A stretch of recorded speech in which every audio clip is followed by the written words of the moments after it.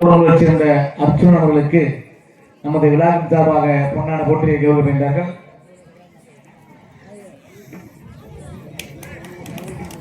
என் இனத்தின் வரலாறை மீட்ட மாவீரனுக்கு பொன்னாடை கௌரவிக்கப்படுகிறது. எனக்கு பொன்னாடை போட்டு கௌரவப்படுத்திய கீழ கன்னிசரி கிராம பொதுமக்களுக்கும் இங்கு வருகை தந்துள்ள சுற்று வட்டார கிராம பொதுமக்களுக்கும் எனது சார்பாகவும் எனது அன்புக்குரிய அண்ணன் உயர்திரு பாலச்சந்திரன் அண்ணன் சார்பாகவும் எனது தமிழ்நாடு நாடக நடிகர் சங்கத்தின் சார்பாக மனமார்ந்த நன்றி தெரிவித்துக் கொண்டு என் பணியை தொடங்குகின்றேன்.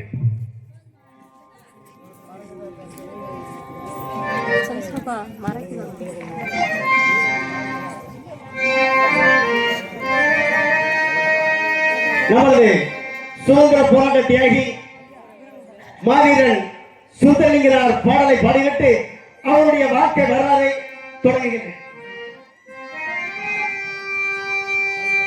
எத்தனை என்ன போலே இருக்குது ஒரு வண்ணக்கொடி பாஞ்சால குறிச்சியிலே பறக்குது ஒரு சிங்கக்கொடி பறக்குதுவா தங்கக்கொடி எத்தனை என்ன போல இருக்குது ஒரு வண்ணக்கொடி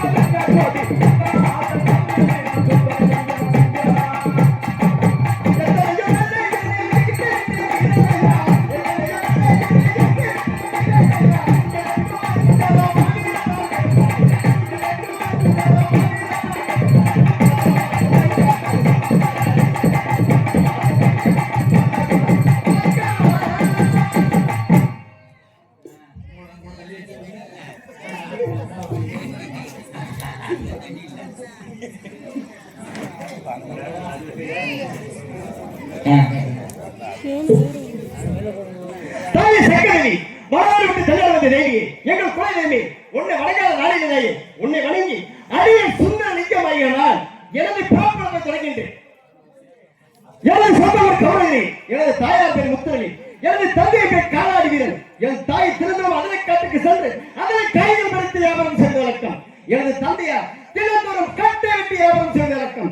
எனது தாய் தந்தையாருக்கு சிறிது காலம் குழந்தையில்லா காரணத்தினால் எத்தனையோ கோயில் குளங்களால் அழைந்து சென்றார்கள். குழந்தை பக்கம் கிடைக்கவில்லை. கடைசியாக பாஞ்சாலம் குறித்து அம்பிகை சக்தியின் முன்பாக நின்று கொண்டு முந்தி ஏந்தி பிச்சை கொண்டு நின்றார்கள். அப்பொழுது 5 வயதில் ஐரியா பவரத்தில் ஊமத்தனை மகராசா விரைந்து வந்த அம்மா முத்திரனை உனக்கு நான் விபதி பிரசாதம் தருகிறேன். உனக்கு அழகான ஆண் குழந்தை அடுத்த வருடம் பிறப்பான தெரிவித்தார்கள். அது பிராரம் எனது தாய் தந்தையர்களும் அன்போடு அந்த விபதி பிரசாதத்தை ஏற்றுக்கொண்டார்கள். அடுத்த வருடம் உனக்கு அழகான ஆண் குழந்தை பிறப்பான். அக்குழந்தை உன்வசம் வளர்ந்தான் பீமன் காட்சியிருப்பார். ஆனால் இந்த பாஞ்சாலம் குறிச்சிக்கு எதிரியாகி விடுவான். அக்குழந்தையை இந்த பாஞ்சாலம் குறிச்சிக்கு தாரை பார்த்து தாருங்கள் என்று தெரிவித்தார்கள். அப்படியே சத்தியம் செய்து கொடுங்கள் என்று தெரிவித்தார்கள். எனது தாய் தந்தையர்கள் அன்போடு இந்த சக்கரையின் முன்பு சத்தியம் செய்து கொடுத்தார்கள். எனக்கு ஒரு ஆண் குழந்தை பிறந்தால் இந்த பாஞ்சாலம் குறிச்சிக்கு தாரை பார்த்து தருங்கள் என்று தெரிவித்தார்கள். அடுத்த வருடம் சித்ரா பௌர்ணமி என்று 4வது மாதம் 16ஆம் தேதி 1770 இந்த மண்ணில் அலுவலத்து வந்தார் இந்த வீர தெய்வங்கள் சுந்தரலிங்கம். அப்பொழுது எனக்கு பெயர் சுட்டு வளர்ந்தது. 5 வருடம் பெயர் சுட்டு வளர்ந்தது. அப்பொழுது என் தாய் தந்தையர்கள் அன்போடு பெயர் சுட்டினார்கள். கட்டையன் கருப்பன் சுந்தரலிங்கம் என முப்பெயரிட்டு அழைத்தார்கள். அப்படி வாழ்ந்த ஒரு சமயத்தில் எனக்கு 16 வயது ஆயிட்டது. அப்படி தெரிவித்தேன் என்ற அன்பு தாய் தந்தையிடம் ஏதோ பெரியவர்களாம் போர் பயிற்சி கற்க செல்கின்றார்கள். நான் போர் பயிற்சி கற்று வருகிறேன் என்று தெரிவித்தேன். அப்படி தெரிவித்தார் பாலகா நீனும் போர் பயிற்சி அனைத்தும் கற்று தேர்ந்து வா என்று தெரிவித்தார்கள். நானும் 7 ஆசான்களுடன் சிலம்பேற்றம் வாழ்வீச்சு கிளறி பல போர் பயிற்சிகளை கற்று சேர்ந்து வந்தார் இந்த வீர தெய்வீகன் சுந்தரலிங்கம். வணக்கம் என்ற தாயார் அதனை காய்பறிக்கு சென்றார்கள். 4 பேர் தொடர்ந்து என் தாயை காய்பறிக்க நானும் இந்த மரத்தடியில் சென்று ஓய்வெடுக்க அட்டனைக்கால் போட்டு கன்னத்தில் கை வைத்து படுத்திருந்தேன். 16 வயது நித்திரையில் ஏதோ 8 தூரத்திலிருந்து குதிரை காலடி ஓசி என் செவியில் உரைத்தது. படைக்கின்ற கண்களுக்கு பார்த்தேன். அப்போது தெரிவித்தார்கள் மழை போல் வந்திருப்பதை கண்டு கடல் போல் கலங்காமல் அட்டனைக்கால் எடுக்காமல் கன்னத்தில் கை வைத்து படுத்திருக்கும் பாலகா உன் பெயர் என்னவென்று தெரிவித்தார்கள். எரு மலையை எழுந்து பதில் அளித்தேன். எனது கௌரகிரி நோக்கி வந்த நீங்கள் தாங்களுடைய பெயரை முன்னதாக சொல்லுங்கள். அடுத்து என் பெயர் வரும் என்று தெரிவித்தேன். அவர்கள் புன்னகை சிரிப்புடன் தெரிவித்தார்கள். நானோ பாஞ்சாலம் குறிச்சி வீரபாண்டிய கட்டிப்பான். எனது தம்பி ஊமத்திர பாண்டியன் மந்திரியார் தானாதி பிள்ளையார் தெரிவித்தார். காலையில் காடை வெட்டி மாலையில் மான் வெட்டிக்கு செல்வோம். அதன் பிறகு காலையில் காடை வெட்டிக்கு வந்த மகன் என்று தெரிவித்தார்கள். அதற்கு பின்புதான் அவர்கள் வீர பாண்டிய கட்டப்போடு வயது என்று அறிந்து கொண்டேன், புரிந்து கொண்டு தெரிந்து கொண்டேன். அதற்கு பின்பு எனது பெயர் எடுத்துரைத்தேன்.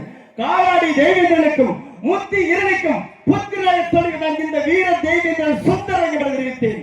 அப்படி தெரிவித்தார்கள். அந்த கோவலின் எடுத்துக்கட்ட 7ஆம் வயதில் இவர் குறிப்புடன் பேசுவாக உன்னை கோட்டைக்கு அழைத்த வருகிறாய் என்று கேட்டார்கள். நானும் வருகிறேன் என்று தெரிவித்தேன். சிறிது காலம் கழித்து உன்னை கோட்டைக்கு அனுப்பிவிடுகிறேன் என்று சென்றார்கள். பாஞ்சாலம் நானே வீடுகளிலே செல்லும் வாக்கத்தில் எனது ஆரோக்கிய நண்பர்கள் என்னை சடுகுடன் விளையாட அழைத்தார்கள். நான் சிறிய வயதில் கோமணம் கட்டியிருப்பேன். எனது கோமணத்தை பிடித்தால் மூச்சை நிறுத்தி விடும் என்று கோமணம் பிடிக்க முன்வருவார்கள். அவர்களை தூக்கி எறிந்துவிட்டு எல்லை கொண்டு சொல்லுங்கள். அப்படி வீர விளையாட்டு முடித்துவிட்டு சென்றேன் எனது இல்லம் நாடி. எனது அன்புக்குரிய தந்தையார் காலாடி வீரன் என்று காணாத முக வருத்தத்தில் வீட்டில் ஆழ்ந்திருந்தார். தந்தையே ஏன் மௌனமாக ஆழ்ந்திருக்கிறேன் என்று கேட்டேன். அப்போது தெரிவித்தார் மகனை சுந்தரலிங்கம் நமது கௌரகிரி காலை அடைத்து எட்டயபுரம் கால்வாய்க்கு தண்ணீர் கொண்டு சென்றார்கள். எட்டயபுரம் படைகள் எனது கால்வாய்க்கும் தண்ணீர் விடுங்கள் கேட்டதற்கு எட்டேந்திரன் படைகளை அனுப்பி என்னை அடித்து புறத்தபடியாக ஆணையிட்டான். மகனை இவர்களிடம் வாக்குவாதம் ஏதோ நினைத்து வீடு வந்து தெரிவித்தார். தந்தையே நெருப்பு ஆற்றலை நீந்து கரை சேருங்கள் என்று சொன்னாலும் சரி, நெருப்பு ஆற்றலை நெருப்பு பாலம் கட்டி கடை என்று சொன்னாலும் சரி, எதற்கும் அஞ்சாத மாவீரனை ஈன்றெடுத்த உங்களுக்கு எதற்கு தந்தைய கலக்கம்? அன்று சூரபத்மனை அழிப்பதற்காக சிவனும் சக்தியும் எடுத்துக் கொடுத்தார்கள் மேல் அதுபோல 8 படைகளுக்கு பாடம் புகட்ட எடுத்து தாருங்கள் எனது கடப்பாறை கம்பெனி என் தந்தையார் எடுத்து தர சென்றேன். எனது கௌரகிரி கால்வாய் அடைத்து எட்டயபுரம் கால்வாய்க்கு தண்ணீர் கொண்டு செல்லும் மடையர்கள் ஐயக்கர்கள் யாரா என்று கேட்டேன்.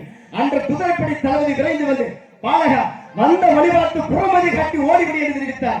அப்பொழுது தெரிவித்தேன், வீர தேவேந்திரன் சுந்தரலிங்கம் முன் வைத்த காலை இதுவரை பின் வைத்ததில்லை, முறையாக எச்சரிக்கின்றேன். எனது கால்வாய்க்கும் தண்ணீர் விடுங்கள், இல்லையே எட்டயபுரம் கால்வாயில் ரத்தம் வெள்ளந்தான் ஓடுவதை எச்சரித்தேன். அன்று குதிரைப்படை தளபதி விரைந்து வந்தான். அவனை மின்னல் வேகத்தில் அவனை கீழே தள்ளி அவன் குதிரையில் சவாரி செய்தேன். எட்டயபுரம் படைகளை எட்டிய தூரம் வரைக்கும் அடித்து துரத்தினேன். அன்று சிந்தித்தேன், யார் இந்த கௌரகிரி கால்வாயை அழைத்தார்களோ அவர்கள் இந்த கௌரகிரி கால்வாயை திறக்க வேண்டும் என்று மறுபடியும் இந்த கௌரகிரி கால்வாய்க்கு அடித்து அழைத்து வந்தேன். கௌரகிரி கால்வாய் திற, எட்டயபுரம் கால்வாயை மூடி என்று தெரிவித்தேன். அதுபுறம் அடைத்தார்கள், திறந்தார்கள். அடுத்த எட்டயபுரம் கால்வாயில் சுதந்திரமனு கொடிய நாட்டினேன். இந்த வீர தேவேந்திரன் சுந்தரலிங்கம் நாட்டிய கொடிக்கு இதில் பங்கம் ஏற்பட்டான். எட்டயபுரம் சுருகராயூரை எச்சரித்து விட்டு வீடு செல்கிறேன்.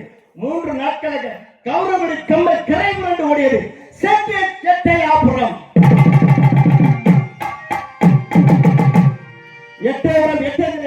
யாருக்கு வேறுபட நினைத்தாலும் சரி, இந்த வீரன் சுந்தரலிங்கத்துக்கு மட்டும் வேறுபட நினைக்காது என்று எச்சரித்து விட்டு விடுகிறேன்.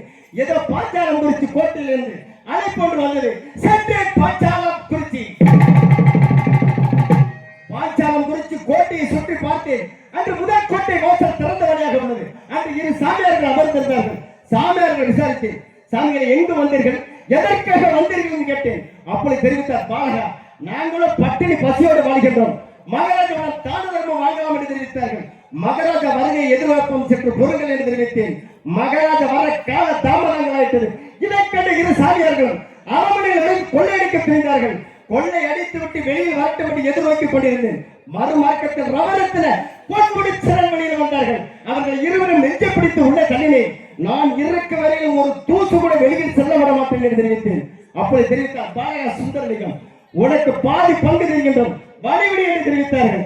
அப்பொழுது நான் தெரிவித்தேன், இந்த வீர தேவேந்திரன் உடம்பில் ஒரு சொட்டு ரத்தம் இருக்க வரையிலும் உழைத்து வாழ வேண்டும் நோக்கத்தில் வாழ்ந்தான் இந்த சுந்தரலிங்கம். அடுத்த ஒரு பொருளுக்கு ஆசை இல்லாதவன் எடுத்த பொருளை வைத்து விட்டு புறமுது காட்டி ஓடிவிடு என்று தெரிவித்தேன். மீண்டும் முயற்சிக்க எடுத்தேன், வளர்ச்சியை பிடித்தேன். இதை கண்ட தானாதை பிள்ளைகள் விரைந்து சுந்தரலிங்கம் நிறுத்தி அவர்கள் இருவரும் மகாராஜா என்று தெரிவித்தார். ஒரு கணம் திகைத்தினது. மகாராஜா ஏன் இந்த மாறு வேஷத்தில் வந்தீர்கள் என்று கேட்டேன். மகனை சுந்தரலிங்கம், உன்னுடைய நேர்மையும் உன்னுடைய வீரத்தையும் பரிசோதனை செய்வதற்காகத்தான் இந்த அண்ணன் தப்பி உருமாறி வந்தோம். ஆனால் எங்களை இந்த உலகத்தில் யாரும் வெல்ல முடியாது என்று எதிர்நோக்கிக் கொண்டிருந்தோம். எங்கள் அண்ணன் தம்பி இருவரையும் ஒரு கணம் பார்த்து விட்டாய மகனே. உன் போன்ற வீரன், உன் போன்ற உத்தமன் இந்த உலகத்தில் இருப்பது அருளான மகனே. ஆனால் நீயே இந்த பாஞ்சாலம் குறித்து கோட்டைக்கு போர்ப்படை தளபதியாக அமர் என்று என்று கொடுத்த பட்டத்தினால் இந்த பாஞ்சாலம் குறித்துக்கு போர்ப்படை தளபதியாக அமர்ந்துள்ளேன்.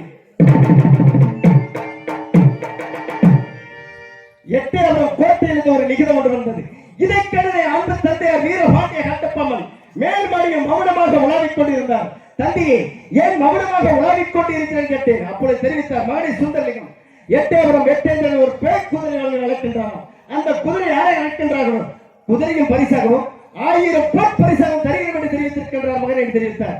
இதற்கு யாரை அனுப்பலாம் என எதிர் நோக்கிக் கொண்டு இருக்கிறேன் தெரிவித்தார். தந்தையே தாங்கள் ஆணையிட்டால் ஒரு குதிரை என்ன 1000 குதிரைகளை அடக்கிய திருவன் இந்த சுந்தரலிங்கம் ஆணையடைகள் நன்றி என்று மகனை சென்றார். வெற்றி நமக்கு என்றார்.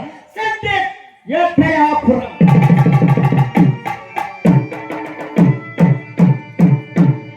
எட்டயபுரம் குதிரை களத்தை சுற்றி பார்த்தேன். அன்று 21 குதிரை மன்னர்கள் குவிந்திருந்தார்கள். குதிரை அடக்க யார் முழுவதே குதித்தேன் களத்தில், அடக்கினேன் குதிரையை. குதிரை மார்க்கமாக சென்றேன் எட்டயபுரம் எட்டேந்திரனும். எட்டயபுரம் எட்டேந்திரன் தாங்கள் தெரிவித்தது போல் குதிரை பரிசாகவும் 1000 பொன் பரிசும் கொடுங்கள் என்று தெரிவித்தேன். அது பிறகு குதிரையும் 1000 பொன் பரிசும் கொடுத்தார். அப்பொழுது நான் தெரிவித்தேன், எத்தனை எட்டயபுரம் இயற்கையில் எத்தனை ஏழை எளியர்களும் வாழ்ந்து கொண்டிருக்கின்றார்கள். எனது சார்பாகவும் எனது அன்பு தந்தை வீரபாண்டிய கட்டப்பம்மன் சார்பாகவும் இந்த 1000 பொருளை தாமதம் கொடுக்கின்ற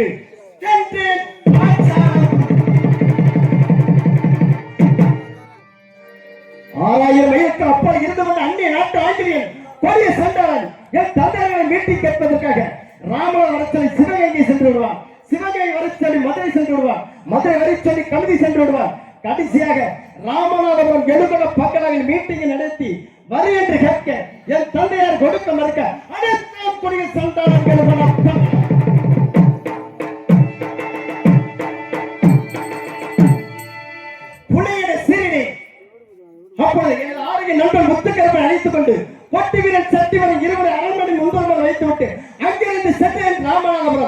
ஊரில் கம்மாயில் குதிரை இழுத்துவிட்டு அங்கிருந்து மார்வேசத்தில் ராமநாதன் உள்ளே நுழைந்தேன். எழுகோண பங்களவை விட்டு பார்த்தேன். அன்று என் தந்தையர்கள் 3 நாள் பசுடன் ஆழ்ந்திருந்தார்கள். தந்தையே என்றேன். மகன் சுந்தரிகள் வந்துவிட்டார், நமக்கு விடுதலை கிடைத்தவுடன் விரைந்து வந்தார்கள். தந்தையை சென்று பொருங்கள், தாங்கள் இக்கெதிக்க ஆலைக்க கொடிய சண்டாளன் எங்கு இருக்கிறான் கேட்டேன். அப்படி தெரிவித்தால் மகனை சுந்தரலிங்கம் அரண்மனை பின்புறமாக அமர்ந்திருக்கிறான் என்று சற்றே சமயக்காரனாக அண்டாவில் இருந்த கரிகள் அனைத்து உடம்பெல்லாம் பூச்சிக்கொண்டு எனது ஆரோக்கிய நண்பன் முத்து கருப்பை கொள்ள வாசலுக்கு சென்றேன். நண்பன் கொள்ள வாசலுக்கு சென்றார். கண் அசைவில் கொள்ள வாசலை மூடி என்றேன். அடக்க இன்று 32 வரை துடிக்க துடிக்க சரமாரியாக வெட்டி வீழ்த்தேன். கிளார்கி என்பன் விரைந்து வர அவன் தலையை கொய்தேன். தலை சாட்சந்தரை காலடி விழுந்தது. சாட்சந்தரை விரைந்து வர சாட்சந்தரை வலதுகையை வெட்டி வீழ்த்தினேன். செற்றேன் எழுகொண்ட பங்களாவுக்கு எட்டி வீழ்த்தினேன். அந்த எழுகொண்ட இரும்பு கேட்டை சுத்த நூலாக நொறுக்கிது. மீட்டினேன் தந்தையர்களை ஏற்றினேன். செற்றேன் பாட்சாலாம் குறித்து எனது அன்புக்குரிய தந்தையர்கள் அனைத்ததாக செய்தியை அறிந்தேன். என் தந்தையர்களை சந்தித்து மட்டும் பேசுகின்றேன்.